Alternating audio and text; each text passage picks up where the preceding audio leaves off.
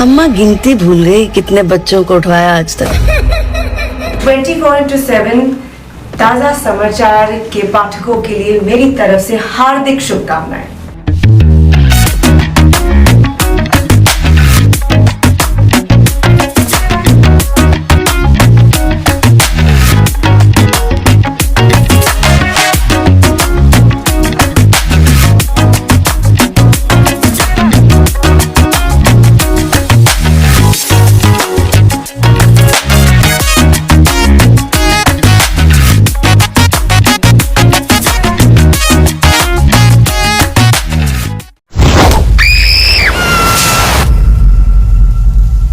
दोस्तों, अभिराज मीनावाला निर्देशित फिल्म मर्दानी 3 सभी सिनेमाघरों में दस्तक दे दी है। इस फिल्म में रानी मुखर्जी, जानकी बोरीवाला, ब्रजेश कश्यप और मल्लिका प्रसाद ने मुख्य भूमिका निभाई है। शपथ, ये कुतरे साले अपनी पैदाइश को कोसेंगे। साल 2014 में मर्दानी बनकर दिल्ली में गर्ल चाइल्ड ट्रैफिकिंग गैंग का सफाया।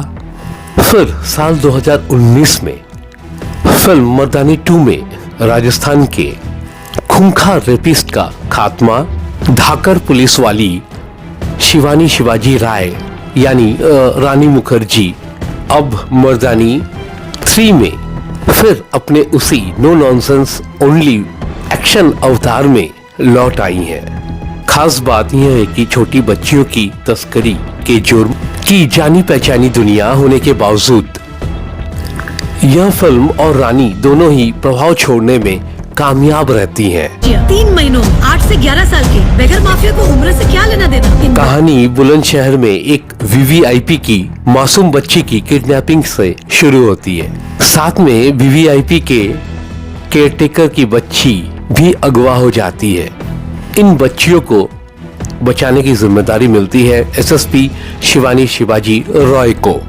शिवानी जब केस की पड़ताल में जुटती हैं तो पता चलता है कि 3 महीने में करीब 93 बच्चियां अलग अलग जगहों से गायब हुई हैं, जिसके तार बच्चियों की खरीद फरोख्त करने वाली भिखारी गैंग की सरगना अम्मा से जुड़ते हैं। निर्मम अम्मा बच्चियों से लेकर दूहों मुहे बच्चों तक किसी को भी बड़ी बेदर्दी से मौत की नींद सुलाने में वक्त नहीं लगाती। शिवानी जैसे जैसे इस केस में घुसती है, इसकी जड़ें कहीं ज्यादा गंभीर अपराध की दलदल में धंसी होती है। क्या शिवानी इन बच्चियों को बचा पाती है? किडनैपिंग की ये कड़ियां कहां तक जुड़ी होती हैं? यह जानने के लिए आपको पूरी फिल्म देखनी पड़ेगी। आयुष गुप्ता, दीपक किंगरानी और बलजीत सिंह मारवा की लिखी हुई इस कहानी की दुनिया कहीं ना कहीं जानी पहचानी लगती है। गर्ल चाइल्ड ट्रैफिकिंग, बच्चों से भीख मंगवाना या ऑर्गन ट्रैफिकिंग की कहानियां पहले भी कई फिल्मों और वेब सीरीज में देखी जा चुकी हैं। इसके बावजूद यह केस एक नए मुकाम तक पहुंचता है। आयुष गुप्ता का स्क्रीन प्ले आपको बांधे हुए रखता है। उनके डायलॉग भी प्रभावी हैं। कोई 5000 में बेचता है, किसी के 0 बढ़ जाते हैं, बस हो गया। अम्मा और शिवानी के बीच एक दूसरे की औकात दिखाते डायलॉग सिटी मार साबित होते हैं। फिल्म में एक के बाद एक ट्विस्ट और टर्न आते रहते हैं।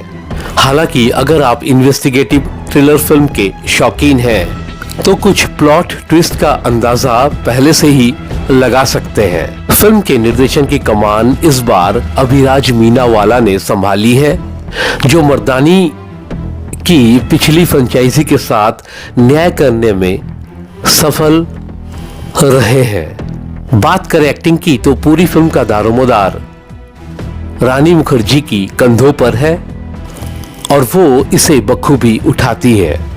शिवानी के धाकर अंदाज में वो जमती है। इमोशनल सीन में उनके चेहरे के एक्सप्रेशन देखने लायक है। हालांकि उनके किरदार में सिंघम टाइप हीरोइज्म भी खूब भरा गया है और कहीं कहीं उनकी डायलॉगबाजी ओवर द टॉप भी लगती है। पिछले 3 महीनों में जितनी बच्चियां देश में गायब हुई है, सबकी लिस्ट निकालो। नई नवेली कांस्टेबल फातिमा यानी जानकी बोरीवाला ने भी अच्छा साथ दिया है। जबकि अम्मा बनी मल्लिका प्रसाद अपने किरदार को पकड़ कर रखती हैं। उनका लुक और अंदाज प्रभाव छोड़ता है। रामानुजन के रूप में ब्रजेश कश्यप एक सरप्राइजिंग पैकेज है जो अपने अभिनय से हर किसी को चौंकाते हैं। करो, अब अम्मा दिल्ली में नहीं रुकेगी। हर गली हर नुक्कड़ में रेड मारो जहाँ से हमें कुछ। बाकी तकनीकी तौर पर फिल्म का बैकग्राउंड स्कोर एक टेंशन बनाए रखता है। कैमरा वर्क दिल्ली की गलियों और इस अपराध की स्याह दुनिया को करीब से दिखाता है। एडिटिंग थोड़ी और कसी हो सकती थी। कुल मिलाकर हर बार लड़कियों को ही क्यों निशाना बनाया जाता है, यह सवाल पूछती रानी मुखर्जी की यह फिल्म मर्दानी 3 देखी जानी चाहिए। तो दोस्तों, ये थी आज की वीडियो। अगर आप इस चैनल पर नए हैं तो इस चैनल को लाइक और सब्सक्राइब करना ना भूलें। फिर मिलते हैं अगले किसी वीडियो में। शुक्रिया। Exclusive jewellery collection DTC London द्वारा best showroom award winner RR Agrawal jewellers, Kolkata Jaipur के बाद अब रौरकेला में भी RR अग्रवाल ज्वेलर्स, रिश्ता भरोसे का। 24/7 তাজা সমাচারের সমস্ত দর্শকদেরকে জানাই a very very very happy new year।